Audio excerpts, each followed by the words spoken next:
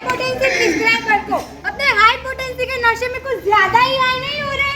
हम धरती से उठकर ही तो यहाँ स्वर्ग में आए, अब यहाँ से कहाँ जाए? नर्क में। अरे नर्क में तो तुम लोगों को जाना चाहिए। एक तो होम्योपैथी के लोग पालन नहीं करते और पेशेंट को तकलीफ देते, वो तो अलग से। हमने नियम का पालन नहीं किया, हमने तकलीफें दी। अरे लोग मिनिमम नहीं जानते, लोग मिनिमम का पालन नहीं करते और हाई डोज में मेडिसिन बिना मतलब के दे देते हो और पेशेंट को तकलीफ होती है और मेडिसिनल एग्रावेशन आता है, उसका क्या? होम्योपैथी का चल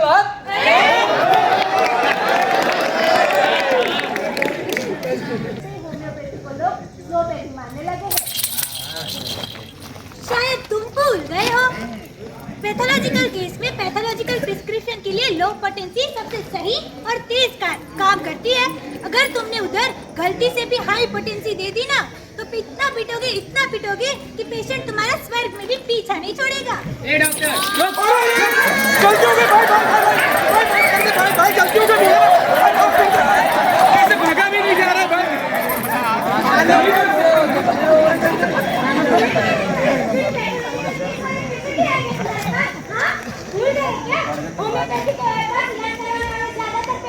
पूरे गांव से इलाज कराने के बाद ही तुम्हारे पास आते हैं और तब तक वो केस पैथोलॉजिकल होकर भी पैथोलॉजिकल नहीं रहता। उसके बदले तू क्यों जवाब दे रही है? स्पष्टीकरण हो क्या? तू भी तो उसके बदले जवाब दे रही है, हिपोक्रेट। फंस ना समझ।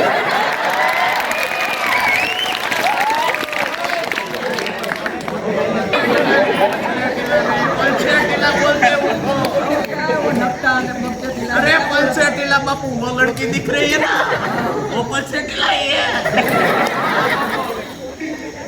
चालू करो कुछ। अरे मेरी बारी का है, पर मेरे को मटेरियल मेडिकल आता तो वो पेशेंट थोड़ी मेरे पीछे डंडा लेके भागा। अरे भाई नहीं बात करता भाई, माफ कर दे प्लीज।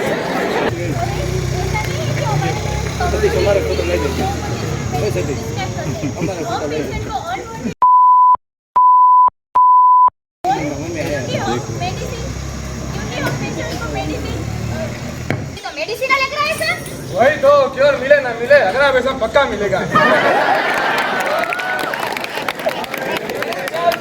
ये सब तो इनके बहाने हैं, असल बात तो ये है कि तुम्हें हाई पोटेंसी पे भरोसा ही नहीं है। शायद तुम्हें ये लगता है कि इसमें ड्रग सक्सेस तो होता नहीं है, तो वर्क कैसे करेगी, है ना? तुमको क्या चाहते हो? हमें क्लियर योर ड्रग है, डायनामाइजेशन पे यकीन नहीं है? यकीन नहीं है। Doctor T S L S, doctor Richard Eugene, doctor Clarke, doctor बोरी, ये सब लो पोटेंसी में प्रिस्क्रिप्शन देते थे। समझे? पोटेंसी में प्रिस्क्राइब करने वाले फिजिशियन ही नहीं है। नहीं है। Doctor Bonnie Hussain, doctor Harry, doctor Robert, doctor लिपे, डॉक्टर बेन।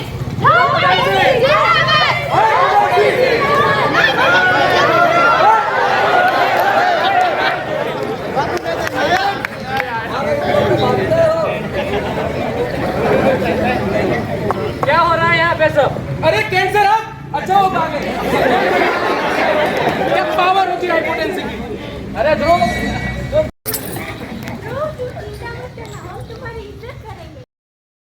पर मैं तो अप्सराओं की बात कर रहा हूँ।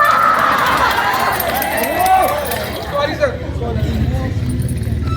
और मैंने कब कहा कि मैं लो पोटेंसी पे बिलीव नहीं करता? मुझे हाई पोटेंसी पे बहुत अच्छे रिजल्ट मिलते थे, इसलिए मैं हाई पोटेंसी प्रिस्क्राइब करता था। अब पोटेंसी किस पर डिपेंड करती है? ससेबिलिटी पर।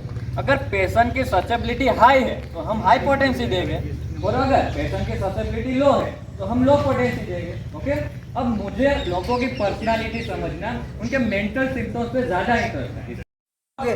जब पढ़ाई ठीक से करोगे।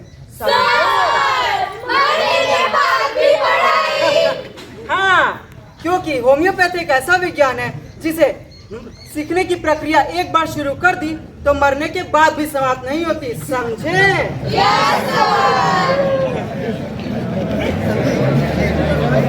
तुम समझे? हाँ सर। ठीक है, जाओ बेटा अपने जगह पे वापस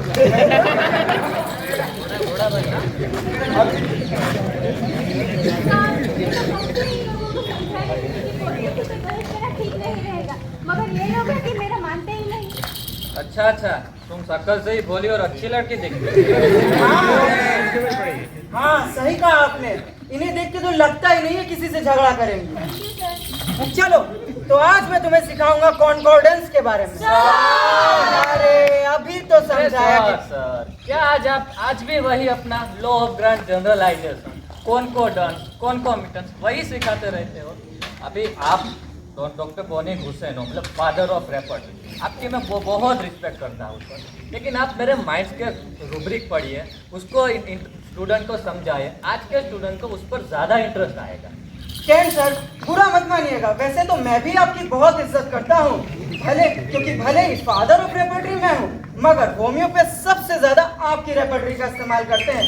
मगर एक बात कहना चाहूंगा, आपके तरीके आधुनिक कम और काल्पनिक ज्यादा है, और मैं ठहरा तर्कवादी इंसान। मेरे लिए कल्पनाओं से ज्यादा मैं तर्कों का अनुकरण करता हूँ। सर तर्क की बात तो आप ना ही कीजिए। अब आपके उसमें लॉ ऑफ ग्रांड जनरलाइजेशन में कौन सा तर्क है वो बताइए। अब मैं चाहे कितनी भी कोशिश करूं, मुझे तो उसमें कोई तर्क दिखा ही नहीं। अब ये कैसे पॉसिबल हो सकता है कि कोई पेशेंट की कोई एक बॉडी पे जो मोडालिटीज और सेंसेशन लागू होती है, वही मोडालिटीज और सेंसेशन पूरी बॉडी पे लागू होती है।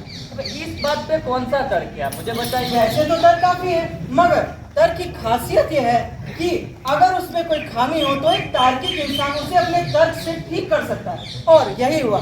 डॉक्टर लोवर ने मेरे तर्क में जो खासियत थी उसे ठीक की और पैथोलॉजिकल सिम्टम्स की बीबीसीआर जैसी अप्रतिम रेपर्टरी बनाई, जो आपकी और मेरी रेपर्टरी की तरह रेपर्टरी जगत में काफी अहम भूमिका रखती है। मगर सर वैसे मैं कहना चाहूंगा, वैसे तो मैं आपका बहुत सम्मान करता हूं। अरे सर मन तो क्या है, चंचल और चालू। अब आप चाहे कितनी भी कोशिश करो, किसी के मन को कभी पूरी तरह से नहीं समझना। जैसे कि मैंने कोई पेशेंट को देखा और कुछ सिम्टम्स उसके और कुछ पर्सनालिटी देखी और मैंने कोई हाई पोटेंसी प्रिस्क्राइब की, उसी तरह कोई और डॉक्टर उसमें कुछ और पर्सनालिटी देखेगा और दूसरी को हाई पोटेंसी प्रिस्क्राइब करेगा। तो लेकिन हम दोनों ने ही डायनामिक प्लेन पे जाके प्रिस्क्राइब की, ना कि पेशेंट के पर्टिकुलर और पैथोलॉजिकल सिम्टम्स को देख, क्योंकि mind is key to the man. We treat the sick patient as a whole, not a disease. माफ कीजिएगा सर, मेरे विचार और रास्ते दोनों ही अलग हैं। आप जहाँ माइंड सिम्टम्स को मानते हैं, वही मैं कंप्लीट सिम्टम्स को। आप रोगी के गुण देखते हैं और मैं रोगी के लक्षण। While knowledge relates to man. रास्ते भले ही अलग हो, लेकिन मंजिल तो एक ही है ना।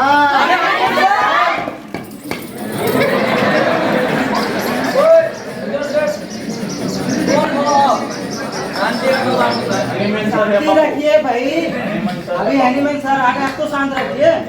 तमन्ना हुई जब आपके विचारों को पढ़ा और होम्योपैथी को समझा, लेकिन धरती पे ना सही, यहाँ पे स्वर्ग पे आपसे मुलाकात कर।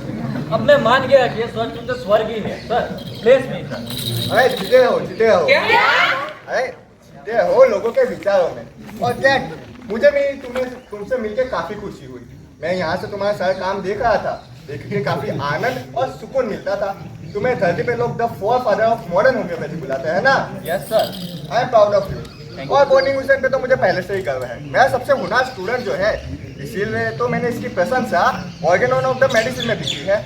और सिर्फ ये लोग ही क्यों, मैं उन सबकी प्रशंसा करता हूँ और तारीफ करता हूँ जो कि होम्योपैथी को सीखते हैं, समझते हैं, जानते हैं और उसे प्रैक्टिस करते हैं अपने शुद्ध अंतःकरण से।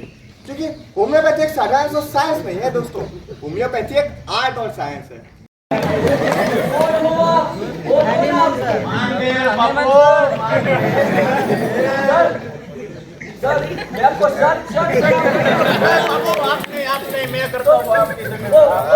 मेरी तरफ से वो पेन में प्रणाम करूंगा। सुन एक बात बताओ, आपको रिस्पेक्ट देता हूँ, मजा आ गया। 22 की मेडिसिन है क्या?